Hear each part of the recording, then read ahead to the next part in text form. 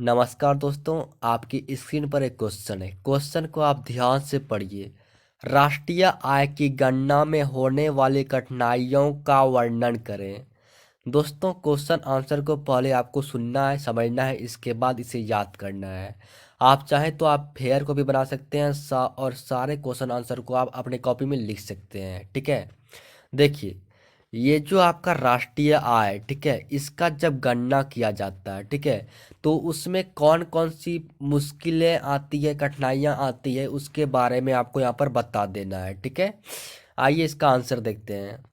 राष्ट्रीय आय की गणना में निम्नलिखित कठिनाइयाँ होती है। ठीक है, देखिए, राष्ट्रीय आय का जब गणना किया जाता है उसके सामने कई सारे कठिनाइयाँ आती है। उसके बारे में नंबर 1 पर आप पढ़िए।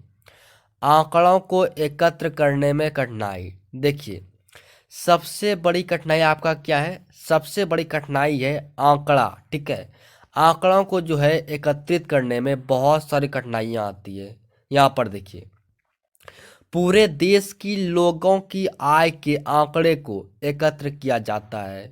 दोस्तों, आपको पता होगा कि राष्ट्रीय आय निकालने के लिए जो है पूरे देश के लोगों की आय का आंकड़ा चाहिए। ठीक है, याद रखिए, राष्ट्रीय आय को ज्ञात करने के लिए पूरे देश की लोगों का आय का आंकड़ा चाहिए।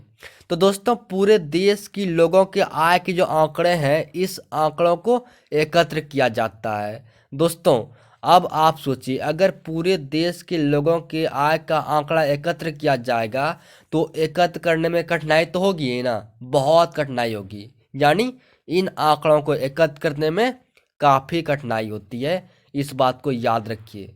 ओके, नंबर 2 में है आपका दोहरी गणना की संभावना। यहाँ पर ध्यान दीजिए, दोहरी गणना की संभावना मतलब हुआ कि दूसरी बार जो है कभी कभी गणना किया जाता है। दोस्तों, यहाँ पर देखिए, कभी कभी एक ही आय या उत्पाद का गणना दो स्थान पर कर दिया जाता है।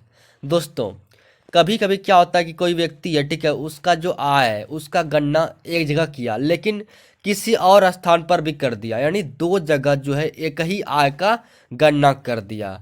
दोस्तों, ऐसे क्या होगा? ऐसे में जो है ये आंकड़ा जो है ये तो गलत हो जाएगा। यानी कि इससे क्या होता है कि उस आंकड़े में, उस गणना में गलतियां उत्पन्न हो जाता है। तो ऐसी गलतियों के सुधार के लिए दोहरी गणना यानी दूसरी बार फिर जो है गणना की जाती है।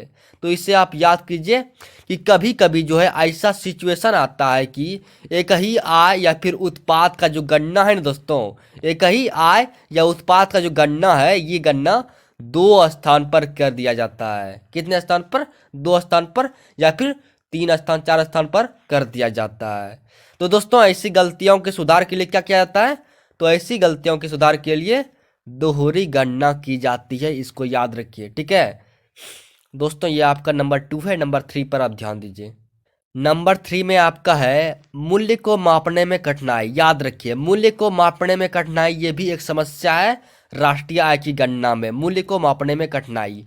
यहाँ पर देखिए, एक ही वस्तु का कई व्यापारिक स्थितियों से गुजरने के कारण उस वस्तु के मूल्य में भिन्नता आती है। दोस्तों, एक ही वस्तु है, ठीक है, मान लीजिए कोई चीनी का फैक्ट्री है, ठीक है, वह चीनी के फैक्ट्री में जो चीनी का उत्पादन हुआ, ठीक है, उसका मूल्य, ठीक है, जब वो चीनी जो है वो फैक्ट्री से बाजार में जाता है तो वहां पर जो उस चीनी का मूल्य होगा, दोनों में आपको अंतर मिलेगा। देखिए, चीनी जो फैक्ट्री में उत्पादन हुआ, ठीक है, वहां पर जो व्यापारी खरीदा वहां का मूल्य, फिर बाजार का मूल्य, इस दोनों मूल्य में अंतर आ जाता है। यानी कि एक ही वस्तु का कई सारे व्यापारिक परिस्थितियों से गुजरने के कारण क्या होता है, तो वस्तु का जो मूल्य होता है, जो कीमत होता है, उसमें भिन्नता आती है।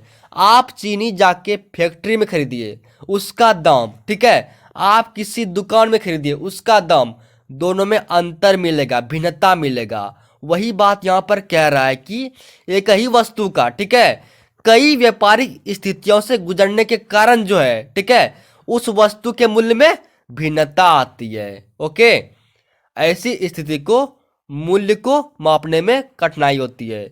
ऐसी स्थिति में क्या होता है, तो मूल्य को मापने में कठिनाई होता है, इस बात को याद रखिए। देखिए, फैक्ट्री में कुछ और मूल्य है, बाजार में कुछ और मूल्य है, तो ऐसी स्थिति में जो है मूल्य को मापने में कठिनाई होती है, इस बात को आप याद रखिए। ठीक है, यही आपका क्वेश्चन आंसर है, आप इसे याद कर लीजिए। थैंक यू आपको।